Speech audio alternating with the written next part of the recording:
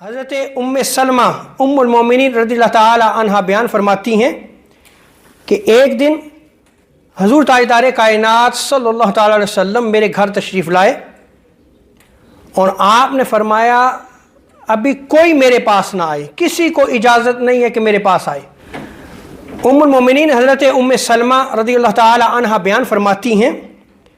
کہ مجھے خبر نہ ہو سکی، مجھے پتہ بھی نہ چلا کہ امام حسین علیہ السلام حجرہ مبارک میں داخل ہو گئے۔ فسمعت نشیج رسول اللہ صلی اللہ علیہ وسلم یبکی،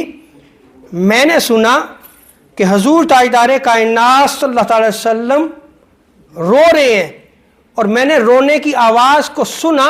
اور حضور سید عالم صلی اللہ علیہ وسلم کی ہچکی مبارک بدی ہوئی ہے۔ میں نے حجرہ مبارک میں جھانکا، دیکھا تو امام حسین علیہ السلام حضور تاجدار کائنات صلی اللہ علیہ وسلم کی گود مبارک میں تھے۔ میں نے عرض کی یا رسول اللہ صلی اللہ علیہ وسلم، آپ نے مجھے حکم دیا تھا کہ حجرے میں کوئی بھی داخل نہ ہو، کمرے میں کوئی بھی نہ آئے، لیکن مجھے خبر ہی نہیں ہوئی کہ کب امام حسین جو ہے وہ اس کمرے میں داخل ہو گئے۔ تو حضور علیہ السلام نے ارشاد فرمایا، اے ام سلمہ سنو، جبریل امین اس گھر میں موجود تھے، اور جبریل امین نے پوچھا کہ آپ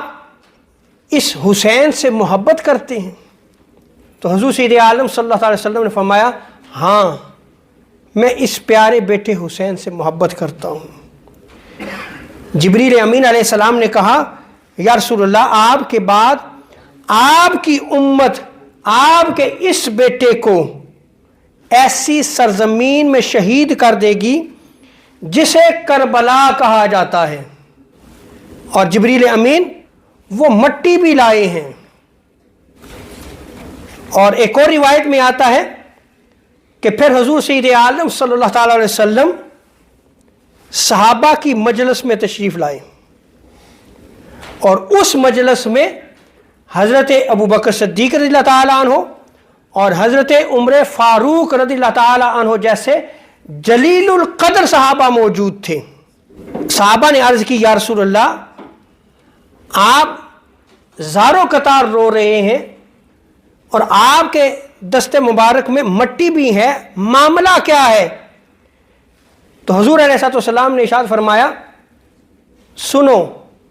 میرے اس پیارے بیٹے حسین کو کربلا کی سرزمین پہ شہید کر دیا جائے گا، اور جبریل امین یہ مٹی لائے ہیں۔ صحابہ نے پوچھا، یا رسول اللہ، جو آپ کے بیٹے حسین کو شہید کریں گے، کیا وہ دعوی ایمان رکھتے ہوئے بھی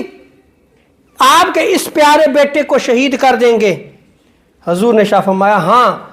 دعوی ایمان بھی ہوگا، لیکن میرے اس بیٹے کو وہ شہید کر دیں گے۔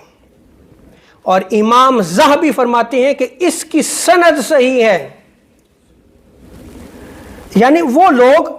جو اس کو قصہ کہانی کہہ کے رد کر دیتے ہیں، ان کی نظر کیا ان کتب احادیث پہ نہیں پڑتی؟ یعنی حضور سید عالم صلی اللہ علیہ وسلم نے اس واقعہ کربلا کی خبر صحابہ کو بھی دی، اور وہ مٹی جہاں پہ حضرت امام حسین علیہ السلام نے شہید ہونا تھا، اس مٹی کو حضور سید عالم صلی اللہ علیہ وسلم نے صحابہ کو دکھایا